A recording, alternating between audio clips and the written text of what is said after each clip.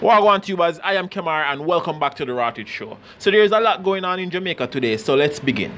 Somewhere about 3 o'clock or sometime just before, we got a call of fire at this premises, and we responded from the fire station.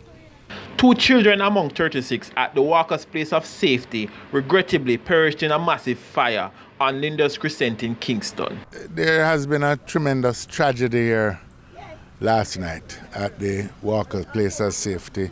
2 young children lost their lives and 34 children were burnt out and have been housed up at the Shiloh Church up on Lyndhurst Road. The cause of the fire still remains undetermined as investigation will be conducted. Meanwhile, the 2 deceased at the privately owned facility, identity is temporarily being withheld. Dr. Peter Phillips describes some of the planning efforts that has been made to secure the 36 survivors of the blaze. CDA, the Children's Development Agency, in the lead, Lions Club, who have been pitching in and helping here to see if we can get the children relocated and at the same time, probably most importantly, what can be done to get this place rebuilt.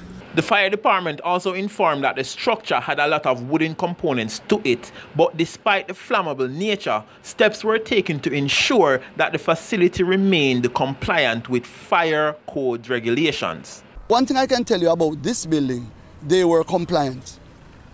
Certainly on our records up to 2016, and we do a yearly inspection. We do yearly checks on the building. Up to 2016, 2017, the home was in compliance. So Walker Place of Safety is one of the places that have always been engaging the fire department to make sure that they are in compliance with fire safety. This isn't the first time that fire had struck a childcare facility. In 2017, fire destroyed the Clifton Boys' Home, and not to mention the infamous Armadale incident, which claimed the lives of 5 juveniles. Based on the age of the construction or type of construction, it will have to be demolished before it can be used, the area can be used again. Attorneys are now questioning 2 judges' decision to sentence 3 of 4 criminals with 5 years behind bars after they were caught by police transporting 18 illegal guns and ammunition. The 4th man was sentenced to 18 years in prison after pleading guilty to charges laid against him.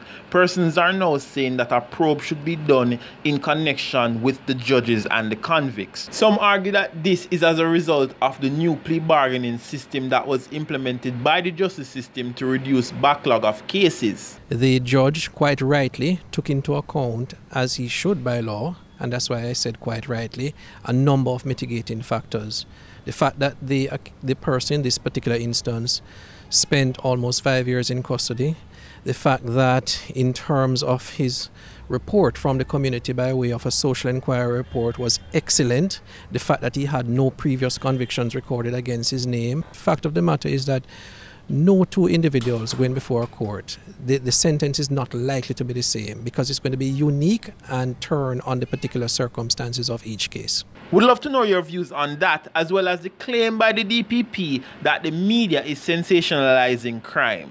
I saw an editorial, I looked online and talk about anarchy. There is no anarchy in Jamaica. Anarchy is when you're talking about a country like Yemen, where everything in terms of the rules of law have broken down. Notwithstanding the challenges of under-resourcing, Jamaica still does pretty well in terms of the center holding as it relates to the rules of law. Because you have a lot of dedicated persons in the system, and you have time-honored judicial precedents that prescribe criminal law and practice and procedure. So there's no anarchy. What is happening is that you have an increase in crime, which she says is being experienced in other countries. Thanks again for watching, tubers. Don't forget to like, share, and most importantly, subscribe to this channel for more. Oh, and by the way, if you feel the need to support the cause, please by all means donate to my PayPal account. Until next time again, have a good day.